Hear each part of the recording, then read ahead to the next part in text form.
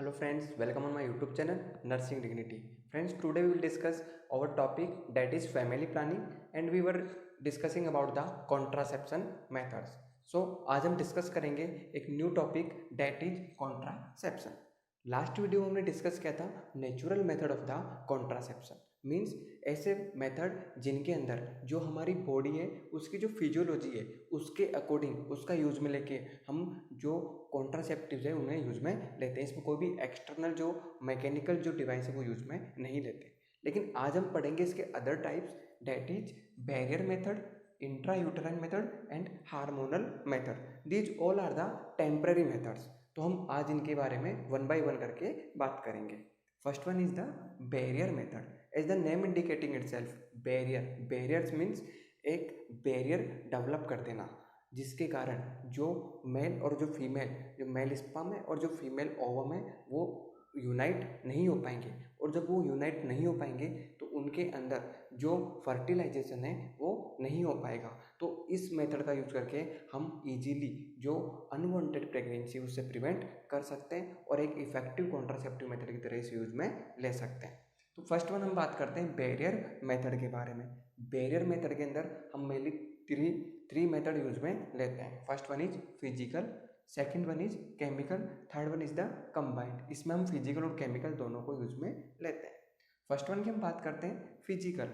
Physical का मतलब होता है कि ऐसा कोई फिजिकल डिवाइस जिसका हम यूज में लेके जो स्पर्म और जो ओवम है उनका जो यूनियन है यदि उसे हम इजीली प्रिवेंट कर सकते हैं तो जो हम अनवांटेड प्रेगनेंसी उससे प्रिवेंट कर सकते हैं और हम जो फीमेल है और जो मेल क्लाइंट है दोनों को इंस्ट्रक्ट करते हैं. तो जो फिजिकल मेथड है इसके अंदर जो इसके एग्जांपल्स हैं उसमें इंक्लूड होता है फिजिकल के अंदर physical device that is male and female condoms.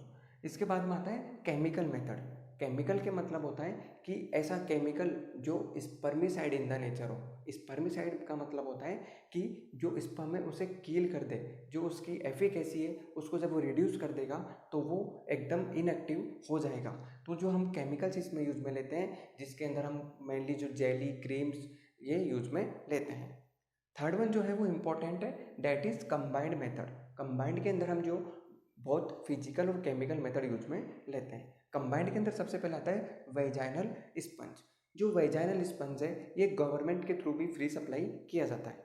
जो वेजाइनल स्पंज है इसके अंदर जो इसमें केमिकल होता है वो स्पर्मिसाइड इन द नेचर होता है. और ये जो मार्केट में अवेलेबल है इसका जो ब्रांड नेम है वो होता है टूडे. टूडे के नाम से ये अवेलेबल होता है. इस डिवाइस का नाम होता है टूडे. और ये जो होता है एक लेटेक्स का पॉलीयूरेथ्रिन का बना हुआ डिवाइस होता है वेजाइनल स्पंज. तो जो वेजाइनल स्पंज है इसके अंदर स्पर्मिसाइड होता है उसका नाम होता है केमिकल होता है जो स्पर्मिसाइड इन नेचर होता है नॉन ऑक्सीनोल 9. ये जो केमिकल होता है ये स्पर्मिसाइड इन द नेचर होता है. तो जो स्पर्म है उन्हें ये कील कर देगा. जब स्पर्म कील हो जाएंगे तो फर्टिलाइजेशन नहीं होगा और अनवांटेड प्रेगनेंसी से हम प्रिवेंट कर सकते हैं. तो ये था वेजाइनल स्पंज. इसमें आपको बताना है कि it is a polyurethane device and its brand name is the Today that is available in the market and it is the supply by the government of India and it contain a chemical that is spermicide in the nature which name is the non-oxynol 9. Second one is the diaphragm. Diaphragm का मतलब होता है कि ये एक dome shape device होता है. Diaphragm होता है एक डोम शेप डिवाइस होता है. इसके अंदर भी जो लेडीज है हम उसे इंस्ट्रक्ट करेंगे कि आप इन्हें इंसर्ट कीजिए और इंसर्ट करने से पहले इसे आप वेट कर लीजिए. जब ये वेट हो जाएगा तो जो स्पर्मिसाइड जो केमिकल है वो एक्टिव हो जाता है और इसे आपको प्लेस करके रखना है at least 6 hour after the sexual intercourse. तब तक आपको इसे प्लेस करके रखना है. इसके बाद में इसे रिमूव कर सकते हैं. और ये जो डिवाइस है कंबाइंड डिवाइस है इन्हें हम 24 आवर से ज़्यादा यूज नहीं करते हैं. यदि हम इसे 24 आवर से ज़्यादा यूज़ करेंगे तो इसका जो बेनिफिशियल इफेक्ट है वो भी कम हो जाएगा और ये एक अबनॉर्मलिटी भी क्रिएट कर देते हैं. इसलिए हम इन्हें 24 आवर से ज़्यादा पेशेंट को इंस्ट्रक्ट करेंगे. सॉरी यहाँ पर हम पेशेंट नहीं बोलेंगे, हम क्लाइंट बोलेंगे. जो क्लाइंट है उसे हम इंस्ट्रक्ट करेंगे कि आपको इसे 24 आवर से ज़्यादा इसमें प्लेस नहीं करके रखना है, लेकिन एटलीस्ट 6 आवर आपको इसे प्लेस करके रखना है. So this is combined method which include the vaginal sponge and diaphragm. तो हमने बात की है बैरियर मेथड के बारे में, जिसमें हमने बात की mainly 3 method. First one is the physical, second one is the chemical and third one is the combined. First physical में हमने बात की, हम फिजिकल डिवाइस यूज करते हैं like male and female condom जो लेटेक्स डिवाइस होता है. Second one is the chemical. Chemicals में हम ऐसे केमिकल्स यूज लेते हैं जो स्पर्मिसाइड इन द नेचर होते हैं. इसमें हम क्रीम, जेली, ऑइंटमेंट कुछ भी यूज में ले सकते हैं जो मार्केट में अवेलेबल होते हैं. थर्ड वन के अंदर आता है कंबाइंड मेथड. कंबाइंड के अंदर वेजाइनल स्पंज जो एक डिवाइस होता है, पॉलीयूरेथ्रिन डिवाइस होता है जिसे हम वेजाइना में प्लेस करते हैं. डायाफ्राम एक डोम शेप डिवाइस होता है और इनके जो वेजाइनल स्पंज है ये इसके अंदर कंटेन होता है नॉन ऑक्सीनोल 9 और इसका जो ब्रांड नेम है मार्केट में अवेलेबल होता है ये टूडे के नाम से. तो ये था हमारा barrier method of the temporary method of family planning. अब बात करते हैं second one, that is IUD. IUD का मतलब होता है इंट्रा यूटेराइन डिवाइस. जैसे नाम से ही पता चल रहा है, इंट्रा यूटेराइन मतलब जब इस डिवाइस को हम या कोई भी डिवाइस है जब उसे हम यूटेराइन कैविटी के अंदर प्लेस करते हैं तो हम उसे बोलते हैं intra uterine device. Intra uterine device है, इनमें इनकी अलग अलग कैटेगरी या जनरेशन होती है. मेनली इनकी 3 जनरेशन है. First one is first generation, second generation and third one is third generation. First generation IUD का मतलब है कि ऐसे डिवाइस जिन्हें हम यूटेराइन कैविटी में प्लेस करेंगे लेकिन इनकी अलग अलग कैरेक्टरिस्टिक्स होती है. जो फर्स्ट जनरेशन होता है वो नॉन मेटेलिक होता है, ये मेटल के नहीं होते हैं. जो ये डिवाइस है ये मेटल के नहीं होते हैं. Second one is non hormonal, ये हार्मोन कोई भी एनी काइंड ऑफ हार्मोन नहीं रखते हैं. जो फर्स्ट जनरेशन है इसमें एग्जाम्पल है लिपस लूप. लिपस लूप का मतलब होता है कि एक लिपस की तरह ये लूप होता है जिसे हम जो यूटेराइन कैविटी इसके अंदर प्लेस करते हैं. ये लिपस की तरह लूप होता है जो प्रिवेंट करता है स्पर्म को फैलोपियन ट्यूब में जाने से. जो सेकंड वन है second generation IUD. Second generation का मतलब होता है कि ये मेटेलिक होते हैं, मतलब ये मेटेलिक होते हैं. और सेकंड जनरेशन का एग्जांपल आपको बताता हूँ, कॉपर टी जो आपने खूब सुना होगा.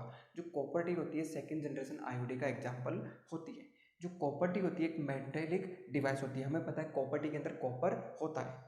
नॉन हार्मोनल, बट इसमें किसी भी प्रकार का किसी भी टाइप का हार्मोन नहीं होता है. जो कॉपर टी होती है एक टी शेप डिवाइस होता है, तब इसे हम बोलते हैं. और ये कॉपर का बना होता है इसलिए हम कॉपर टी इसकी शेप होती है जिसके यहाँ पे कॉपर लगा हुआ होता है. इसे हम जो यूटेराइन कैविटी है उसमें प्लेस करते हैं. और जो कॉपर टी उसके एग्जाम्पल है copper T 220B, copper T 380A, copper T 375. जो कॉपर टी 380A है ये 10 ईयर के लिए इफेक्टिव होती है. यदि हमने इसे एक बार प्लेस कर दिया तो ये 10 ईयर के लिए इफेक्टिव होती है. और जो कॉपर टी 375 होती है ये 5 to 7 ईयर तक इफेक्टिव होती है. और जब लेडीज या जो क्लाइंट है जब प्रेगनेंसी अचीव करना चाहती है, गेन करना चाहती है, तो हम इजीली इन्हें रिमूव कर सकते हैं. तो ये था second generation IUD. Third one is the third generation IUD. Third generation का मतलब होता है मेटेलिक. ये भी मेटल के बने होते हैं लेकिन हार्मोनल होते हैं. और जो मेनली यूज हार्मोन होता है इनके अंदर होता है लिवोनोर्जेस्ट्रोल. जो लिवोनोर्जेस्ट्रोल है वो इनमें मेनली यूज में लिया जाता है. जो मेटेलिक डिवाइस है जो थर्ड जनरेशन IUD है इंट्रा यूटेराइन डिवाइस है, इनका जो एग्जाम्पल हुआ है मिरेना जो भी 5 से 7 साल के लिए इफेक्टिव होता है. तो ये थे इंट्रा यूटेराइन डिवाइसेस के एग्जाम्पल जिसमें हमने बात की first generation IUD.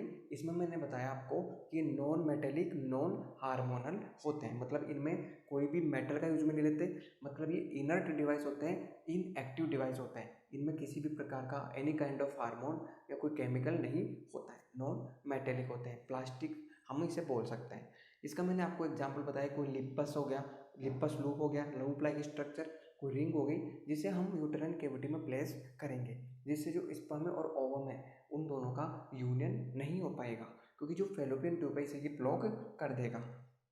Second one मैंने आपको बताया second generation intra uterine device. जो second generation intra uterine device है ये मेटेलिक होते हैं, मतलब मेटल के बने होते हैं और नॉन हार्मोनल होते हैं. एनी काइंड ऑफ हार्मोन, कोई भी प्रकार का हार्मोन इनमें प्रेजेंट नहीं होता है. इसका जो एग्जाम्पल होता है कॉपर टी। कॉपर टी का मतलब है कि कॉपर एक मेटेलिक हो गया, टी इसकी टी शेप होती है, जो यूटेरस होता है वहाँ पे इसे प्लेस करते हैं। ये जो फेलोपियन ट्यूब है यहाँ पे इसे प्लेस कर देते हैं। अब जो स्पर्म है वो यहाँ से फेलोपियन ट्यूब में नहीं जा पाता, और हम सब जानते हैं कि जो फर्टिलाइजेशन होता है वो फेलोपियन ट्यूब के अंदर एम्पुला पार्ट के अंदर होता है। जब स्पर्म एम्पुला पार्ट तक पहुँच ही नहीं पाएगा तो जो ओवम और स्पर्म में उनका यूनियन नहीं होगा और फर्टिलाइजेशन भी नहीं होगा। तो ये कॉपर टी हम यूज में लेते हैं। इसके मैंने आपको कुछ एग्जाम्पल बताए। Copper T 220B, copper T 380A जो 10 ईयर के लिए इफेक्टिव होती है। यदि हमने एक बार इसे प्लेस कर दिया तो ये 10 ईयर तक इफेक्टिव होती है। कॉपर टी 375 एक न्यूली डिवाइस है जो 5 to 7 ईयर तक इफेक्टिव होता है। Third one is the third generation. Third generation के अंदर हम इंक्लूड करते हैं ऐसे डिवाइस जो मेटेलिक भी होते हैं और हार्मोनल भी होते हैं। मतलब इनके अंदर एक हार्मोन प्रेजेंट होता है जो स्पर्मिसाइड नेचर हो सकता है, या ऐसा हार्मोन जो ओवुलेशन को और लैक्टेशन को सप्रेस करता हो। जो मेनली हम हार्मोन यूज में लेते हैं वो होता है लीवोनॉर्जेस्ट्रोल। जो लीवोनॉर्जेस्ट्रोल होता है वो हम इसी यूज में लेते हैं।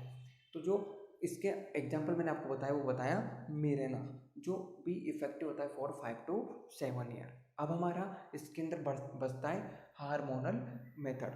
जो टेम्पररी मेथड हम बात कर रहे थे हार्मोनल के भी बहुत सारे टाइप होते हैं जो हम आगे नेक्स्ट सेपरेट वीडियो में बात करेंगे, क्योंकि ये बहुत लेंदी, इनके बारे में हम 1 by 1 के बारे में बात करेंगे। तो इसी के साथ आज का हमारा जो टॉपिक है आईयूडी और हमने जो पहले बात की थी बैरियर मेथड, ये कंप्लीट होता है। यदि आपको हमारा वीडियो अच्छा लगा तो वीडियो को लाइक कीजिएगा। आपके कोई भी सजेशन है कमेंट बॉक्स में सजेस्ट कीजिएगा और हमसे जुड़े रहने के लिए चैनल को सब्सक्राइब कीजिएगा। Thank you.